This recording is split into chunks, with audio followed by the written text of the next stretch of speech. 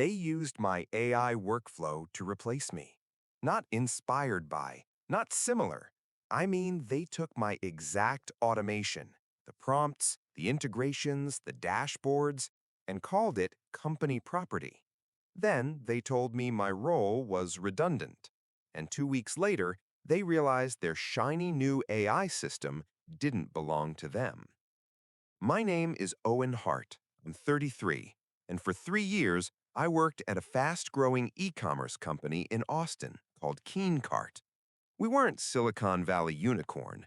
We were something more chaotic, a company that grew too fast, hired too fast, and survived on duct tape and panic.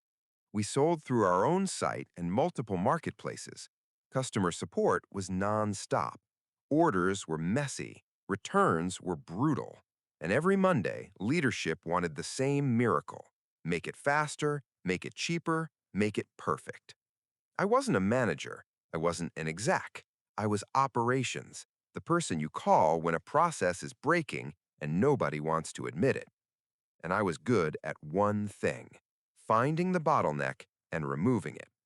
At first, I did it the normal way: spreadsheets, SOPs, training documents. But the company kept growing and the work kept multiplying. So I did what any tired but clever employee does when there's no budget. I built a system, an AI-assisted workflow that turned chaos into something stable. It started small, one prompt, a simple customer email triage. Then a second prompt, a template for refunds and returns. Then I connected it to our tools: ticketing, order lookup, vendor notes, shipping delays. I used automations to route tickets, to categorize issues, to generate draft responses, to summarize messy conversations into clear internal notes. And I did something most people don't do. I made it safe. No sensitive data sent where it shouldn't be. No customer payment details, no medical information, no copy-paste the whole database into AI. Just structured inputs, clean guardrails, and strict rules. The result? Our response time dropped. Refund errors dropped. Escalations dropped. Leadership stopped waking up to angry emails. And our biggest marketplace account, one that threatened to suspend us twice, suddenly calmed down. The COO, Bradley Knox, started calling it our AI transformation. Our. That word is a red flag, because our often means I'm about to present your work as mine. But I stayed quiet. Not because I was weak, because I believed in the deal everyone wants to believe in. If you build something valuable, they'll reward you.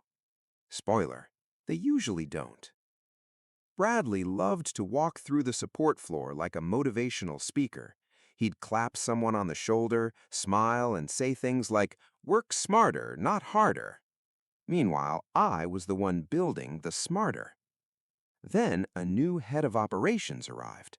Her name was Dana Pierce.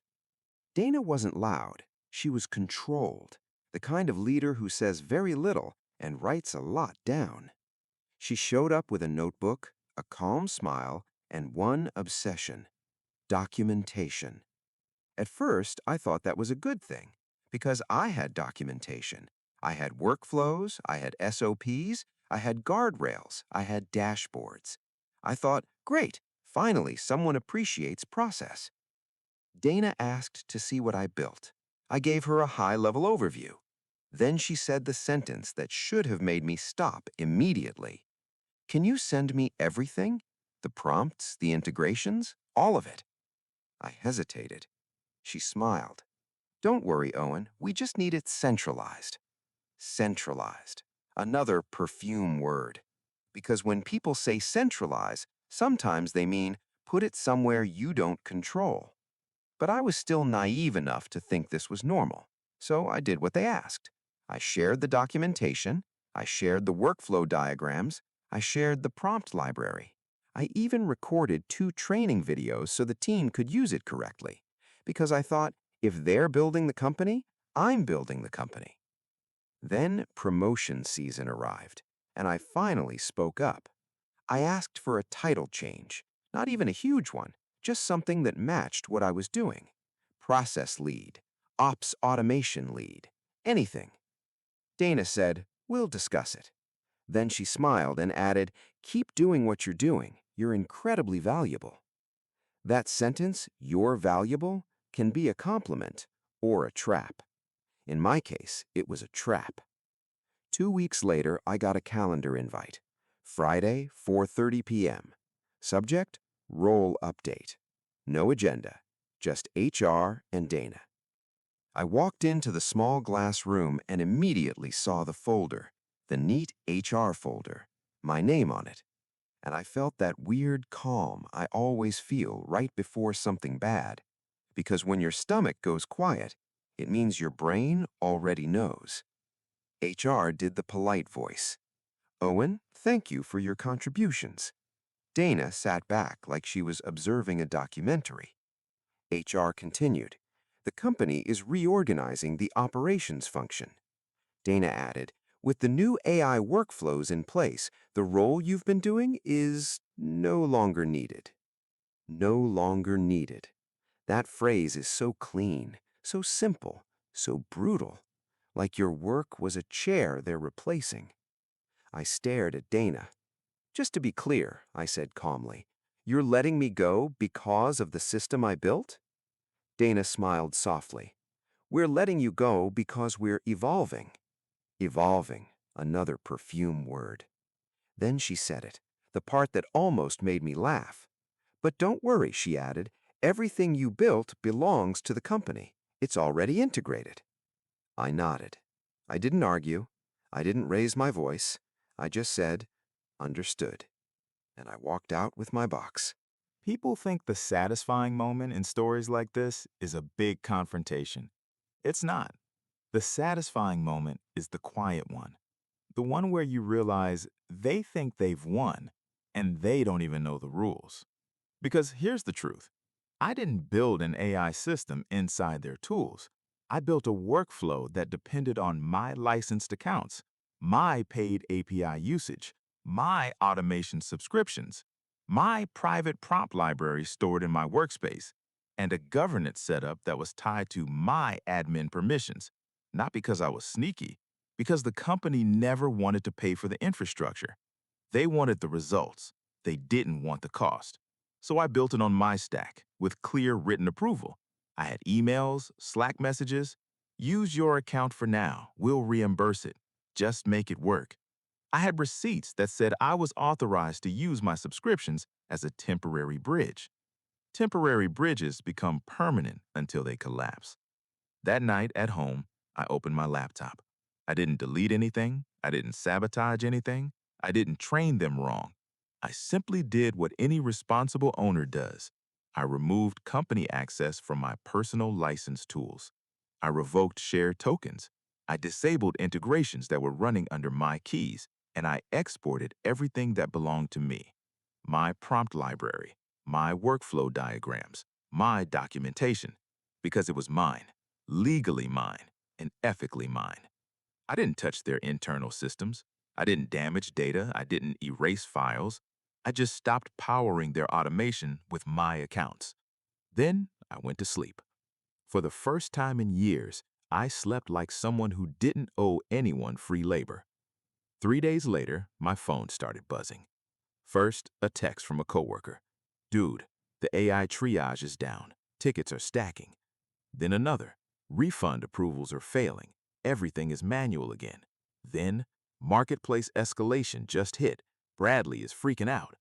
I didn't respond. Not out of revenge, out of boundaries. Then the email came from Dana. Subject, quick question. That made me smile because when companies are confident, they don't send quick questions, they send demands. Dana wrote, "Hi, Owen. Hope you're well. We're seeing issues with the automation workflows. Can you share access to the tools you were using?" Share access. Now they wanted the keys. They fired me on Friday and asked me for help on Tuesday. I replied politely, one sentence. Happy to discuss a short-term consulting agreement. 10 minutes later, I got a call. Dana sounded different.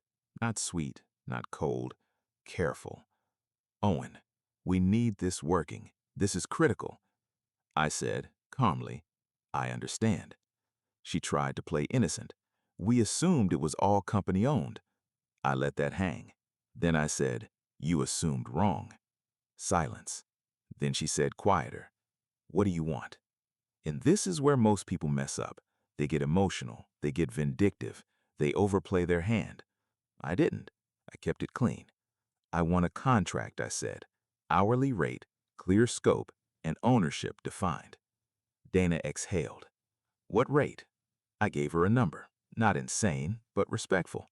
Because I wasn't charging them for revenge, I was charging them for value. Then I added 3 conditions. 1, access is through company-owned licenses moving forward. 2, my prompt library remains my IP. I can license it, but you don't own it.